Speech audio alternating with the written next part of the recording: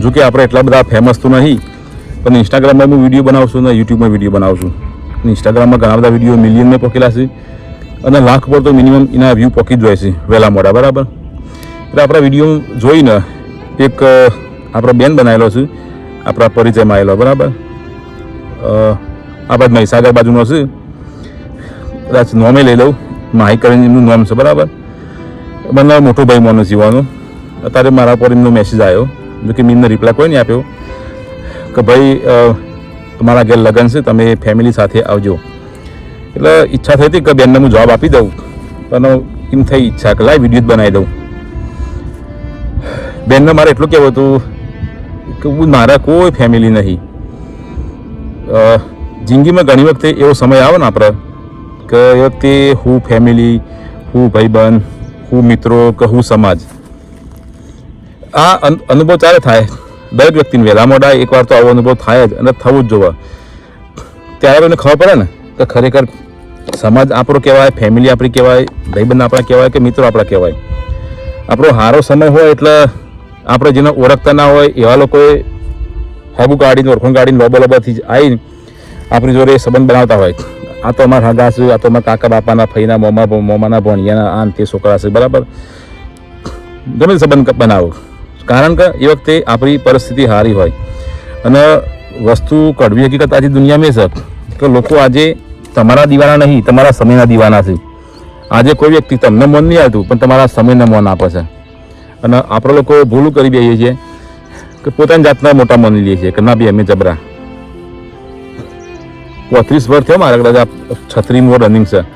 35 વર્ષના અનુભવમાંથી મને એટલું તો શીખવા મળ્યું, કદાચ તમે આ લોકો વિડીયો જોતા હોય ને તો એટલું સમજી લેજો કે 35 વર્ષના અનુભવમાં એટલું થયું કે 35 વર્ષના અનુભવની અંદર સમય આપણો ખરાબ આવે ને એટલે 35 લોકો તો ઠીક, પણ 5 લોકોએ તમારી મદદ કરવા નહીં આવતા. આપણને એવું લાગતું હોય આપણા સારા સમયની અંદર કે બધા લોકો બહુ સારા છે, દુનિયા સારી છે, એક ફોન કરે બધા લોકો હાજર થઈ જાય છે. પણ એ રિયલાઇઝ પહેલાં પૈ થાય પાછળથી તો એ લોકો ખરેખર આપણા પાસે નહોતા ગોડા, કે આપણા દીવાના હતા એવું નહીં. પણ એ લોકો બધા એમના ઘરે જે એમના સ્વાર્થ ખાતર આપણા પાછળ સમય આવતા હતા, મજૂરી કરતા હતા. બાકી જ્યારે સમય ખરાબ આવે ને ત્યારે કોઈ નહીં ઊભું હતું. અને હું મારા વિડીયોની અંદર જેટલી બી વાતો કરું, બરાબર, એ બધી વાતોનો તમને ક્યાંક ને ક્યાંક તો અનુભવ હશે જ. અનુભવ ના થયું ના બચમ કે કાળી ખોપરીવાળો માણસ બધી જગ્યાએ એક જ સરખો હશે. એ તો આ દુનિયામાં હોય, આ દેશમાં હોય, બીજા દેશમાં હોય, માણસ જાત એક જ સરખી હોય છે. એટલે શું સમજવાનું ઉપરથી આપણે ઘણી વખતે જિંદગીમાં થાય કે બધો માટે આપણે બધું કરીએ, બધાની તકલીફમાં આપણે ઉભા રહીએ, બધાના પ્રોબ્લેમમાં આપણે ઉભા રહીએ, પણ સમય આપણો આવે એટલે સારું આપણા માટે કોઈ નહીં ઊભું હતું. આપણે વિચાર્યું કે ખરા સમય આવે એટલે પેલો ભાઈબંધ મને મદદ કરશે ને, પણ ના, એ ધારણા આપણી ખોટી પડે છે. કોઈનો આપણો કામ કાઢ્યો હોય અને આપણે કોઈનું એક કામ ના કાઢીએ, કોઈ મજબૂરીના કારણે, કોઈ વ્યવસ્થાના કારણે, કોઈ પ્રોબ્લેમ હોય, આપણા પર્સનલ પ્રોબ્લેમ ફસી જાય હોય, ત્યાં લોકો આપણો કરેલો કામ સમજી લે છે કે બેકાર થઈ ગયો. અને લોકો માટે તમે ક્યાં સુધી સારા કે જ્યાં સુધી તમે એમનું કોમ કાઢો ને તો સુધી તમે સારા, કોમ ના કાઢીએ તમે એમના કોમને ના એટલે તમે ખરાબ થઈ ગયા. એટલે બેનને મને મેસેજ આવ્યો કે લગ્નમાં આવજો. એટલે મને એમ થઈ ગયું કે હું તો કોને ફેમિલી માનું, આ દુનિયામાં ફેમિલી કોને માનવી. તકલીફમાં તો આપણી ફેમિલી નહીં ઊભી રહેતી આપણા માટે, બીજા લોકોને શું આશા રાખવી. ઘરવાળાને કેવું હોય કે તમે પૈસા કમાતા હોય, યુવાનું પૂરું કરતા હોય, યુવાના મોજ શોખ પૂરા કરતા હોય તો તમે બધા માટે સારા. હવે ઘરવાળાની મેન્ટાલિટી આવી હોય તો જગતથી તો શું આશા રાખવી. એટલે માણસની જાત જ એવી હોય. એટલે ઘણી વખતે એવું વિચારી લેવાનું કે આપણી જિંદગી કોઈ એવું નહીં કે 500 વર્ષ કે 100 વર્ષ છે, બરાબર. 50 વર્ષે મોડ છે અત્યારે તો. 50 વર્ષ જીવીએ ને તો એ સારું કહેવાય. જેમ કે ઘણા બધા એવા સમાચાર આવે, કોઈને 25 વર્ષ થયો, 30 વર્ષ થયો, 35 વર્ષ થયો, બોડી બિલ્ડર હતા, જીમ કરતા હતા, 6 પેક હતો, તો કે હાર્ટ એટેક આવ્યું. તો તમે શું વિચારો કે આપણે કોઈ લોકો હોવા ભરવાના છીએ? હોવર જીવવું હવે આજકાલની પેઢીને તો એક સપનાથી કમ નહીં. મોડ 60-70 વર્ષ એટલે બધું પૂરું થઈ ગયું. બરાબર. હું તો હારું તાના વતાની જિંદગી એવી છે ને, બધા જીવને કરવું જવું કને 30-35 વર્ષમાં એમ થાય કે કંટાળી ગયા છીએ.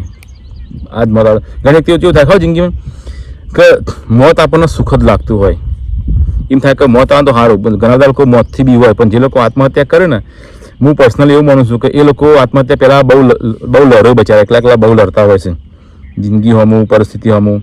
બહુ બધા લોકો હમું હાથ લંબાવતા હોય છે મદદ માટે, પણ બધા લોકો અખાડા કોણ કરે, બોનો બતાવું, કોઈ પેલા વ્યક્તિની ખોમીઓ કાઢે, છેલ્લે પેલો વ્યક્તિ ના અપનાવવાનો રસ્તો અપનાવે. એ જીવન એટલું કષ્ટદાયક લાગતું હોય, બરાબર, કે એનાથી તો એના સુખદ મૃત્યુ લાગે. એને ખબર છે કે હું જીવું એના કરતાં તો મોત પછી મારે શાંતિ. પણ એકચ્યુઅલી મોત પછી શાંતિ તો નહીં હોતી. હું તો જિંદગીમાં કદાચ કોઈ ટાઈમ તમને એવું વિચારો કે મરી જાઉં, બધું છોડી નાહી જાઉં, તો નાહી જજો. સમજી લેજો કે તમે બધા માટે મરી જ ગયા. ભાગી જજો, ફોન બંધ કરીને નાહી જજો. 1 મહિનો, 2 મહિનો, 1 વાર, 2 વાર, 5 વાર, 10 વાર, તમારા પાસે ઓપ્શન તો છે ને. કદાચ મન બદલાય તો તમે શાંતિ જિંદગી જીવી શકો, પાછા આવી શકો. મને એક વાર તમે દવા પીશો, મરી જશો, હાથ પગ ભાગી નાખશો, મરી જાઓ તો શાંતિ, પણ નહીં મરો, અડધા મરશો તો ભાઈ આખી જિંદગી રીબાશો. ઘણા બધા લોકો એવા હોય છે કે કોઈ પ્રોબ્લેમ આવે ને, કોઈ એકદમ મનમાં ખોટું લાગી આવે ને, તો લોકો દવા પી જતા હોય છે. પછી છેલ્લે દવાખાને જોવાનું હેરાન થાય, બહુ બદનામી થાય, પૈસા બધી વસ્તુ અલગ. એટલે જિંદગીમાં એવું લાગે ને કે સારું હવે સહન થતું નહીં, જોઈ જતું નહીં, તો નાહી જવાનું, બધા મૂકીને નાહી જવાનું.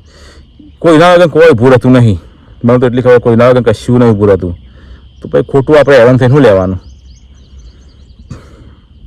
એટલે જે લોકો લગ્ન કર્યું, બરાબર, કુવાળા લોકો વિચારે કે લગ્ન કરીએ ને પછી જિંદગીમાં શાંતિ, જિંદગી જલસા છે, હું લગ્ન કરી લઉં, મારા બાયરું હોય, મારો છોકરો હોય, નોકરી લાગે, એક ઘર બનાવું, સેટલ થઈ જાઉં, પછી જિંદગીમાં શાંતિ. પણ આ બધો મનનો ભ્રમ હોય છે ઘણી વખતે. હું તમારા અનુભવના આધારે કહું છું. એવું નહીં વિચારવાનું કે આપણે સારું ઘર, ગાડી, બંગલો, લાડી, નોકરી, પૈસા, બધું જિંદગીમાં શાંતિ આવે, એ ખોટી વાત છે. ઉનાળાના દારા આવે ને, ઉનાળાના દારા એટલે આપણે રોડ પર હેઠતા હોય ને, એટલે ઘણી વખતે આમ દૂર દૂર પેલું જોવા મળે, મૃગજળ જોવા મળે, મૃગજળ. અને મૃગજળ આપણે જોઈએ ને એટલે એમ લાગે કે પીન કણ પોણી આવે છે, એ કણ પોણીમાં જઈને હું નહાય ને એટલે મને આમ ગરમીમાં છે ને મારી તરસ મીટાવું. પણ એ મૃગજળ ખાલી દેખાવામાં જ હોય. એકચ્યુઅલી તો આગળ એવું કોઈ જળ કે પોણી હોતું નહીં કે જેની અંદર તમે નહીં લો, પોતાની ઠંડક મીટાવો કે તરસ મીટાવો. એટલે જગતનો સુખો, જગતના સંબંધો બધા આવા જ છે.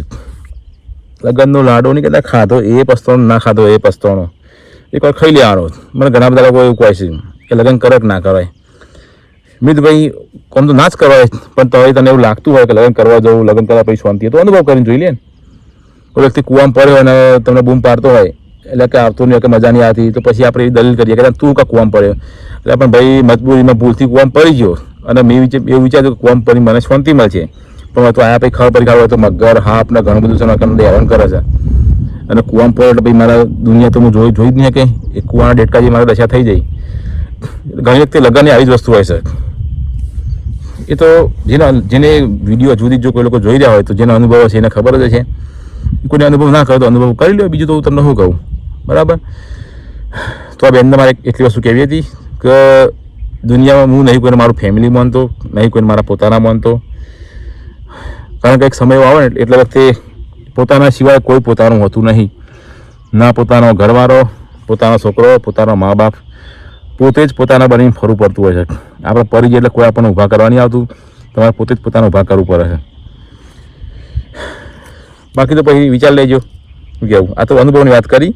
બાકી હું તમને જે અનુભવ કહું છું એવું નહીં કે અમારા એકલાનો અનુભવ છે, તમારા બધા લોકોનો આ જ અનુભવ છે. શું કહેવું, કોમેન્ટ કરજો તમને આવો અનુભવ હોય તો.